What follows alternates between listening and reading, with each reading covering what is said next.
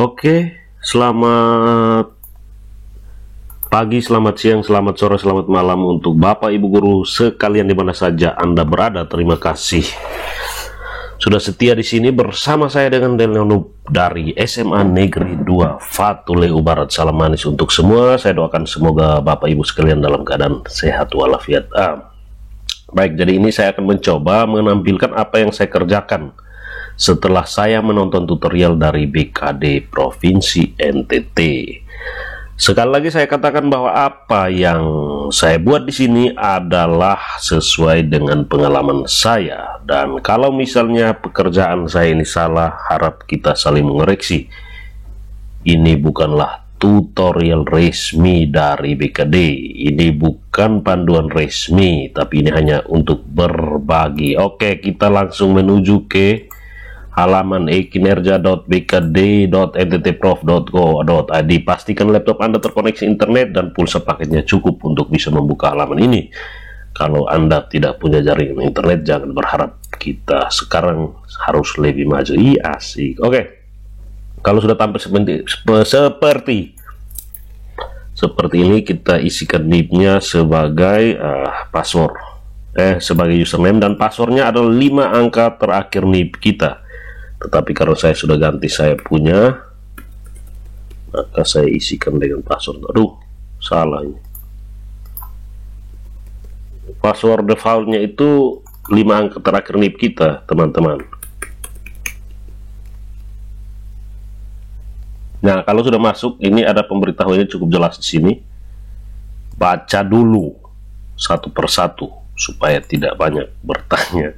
Dan ini ada panduan yang dibuat oleh BKD bekerja sama dengan MKKS Kota Kupang untuk pengisiannya, dan ini adalah yang dari webinar.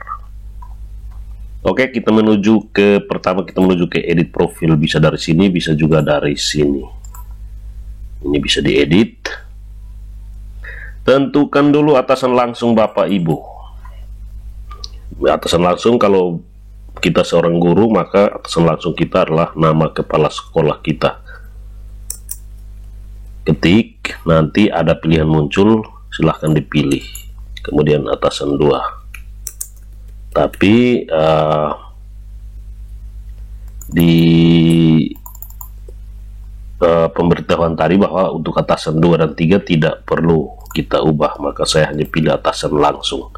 Oke, sudah itu kita langsung menuju ke SKPP 30 dan menuju ke rencana SKP JA dan JF.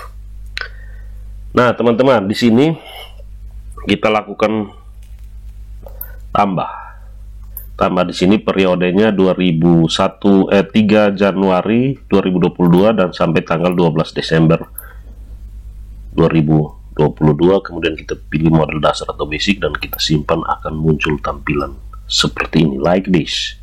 Dan kemudian kita klik di bagian target SKP, ada gambar kertas, kita klik di sini. Nah, ini yang sudah saya isikan, teman-teman. Saya isikan yang ini. Kalau teman-teman belum mengisi, pasti yang di sini kosong.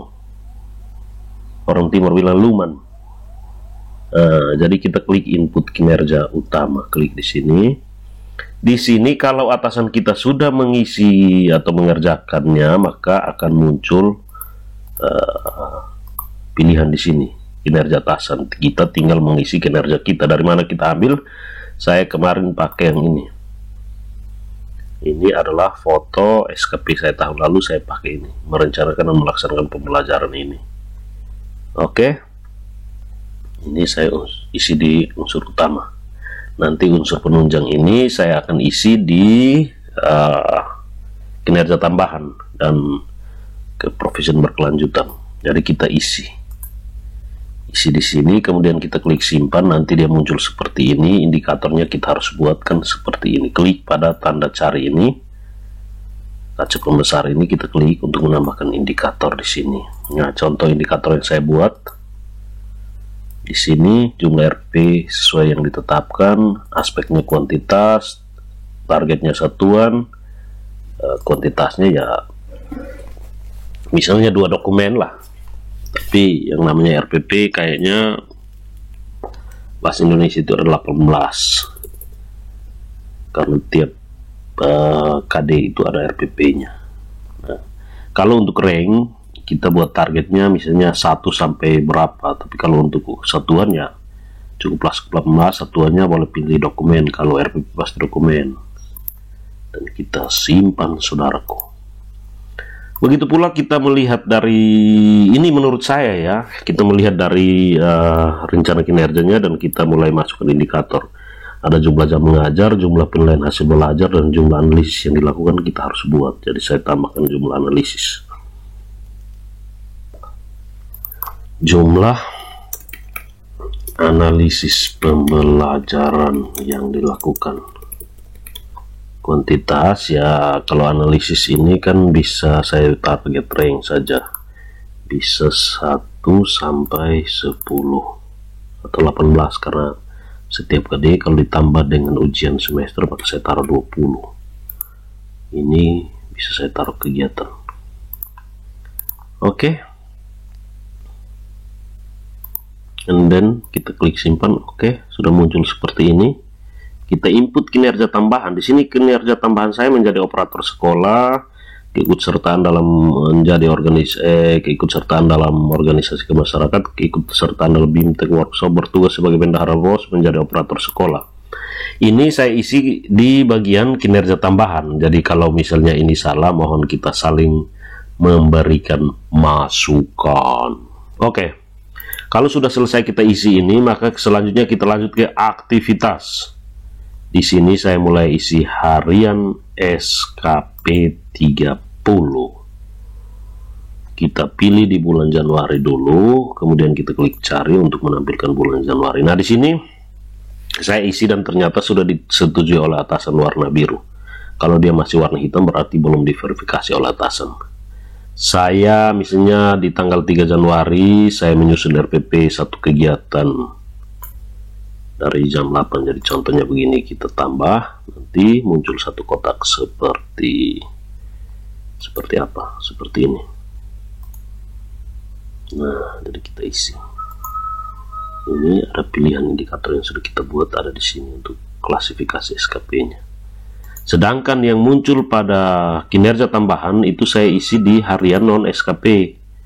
Jadi misalnya mengerjakan pekerjaan operator sekolah dan mengerjakan ekstrakurikuler yang saya taruh di kinerja tambahan, itu saya isi di SKP non harian. Dan ternyata ini sudah disetujui di bulan April punya. Ini dia. Ada yang mendampingi siswa level 2SN. Hari ini saya mengikuti pretest PPG, saya isikan semua di sini. Nah, tugas kita sampai di situ, dan ini ada menu status. Kita bisa lihat status pengisian kita, mungkin begitu kira-kira. Dan kalau sudah selesai isi di situ, ya kita tinggal rincikan. Setiap hari bisa kita login untuk mengisi. Itu kalau menurut saya ya, bukan menurut sumber yang valid. Nah, ini saya lihat kualitas saya di bulan April. Nah, ternyata nilai kinerjanya sudah ada, tinggal nilai kualitasnya. Baik, hanya itu saya pikir cukup dulu kita berjumpa di sini. Kalau ini keliru, mohon kita saling mengoreksi. Sekali lagi saya katakan bahwa ini bukan panduan resmi, ini hanyalah membagikan pengalaman. Demikian, dan saya Delna Noob. Kalau ada yang salah mohon dimaafkan. Salam jumpa, jangan lupa bahagia.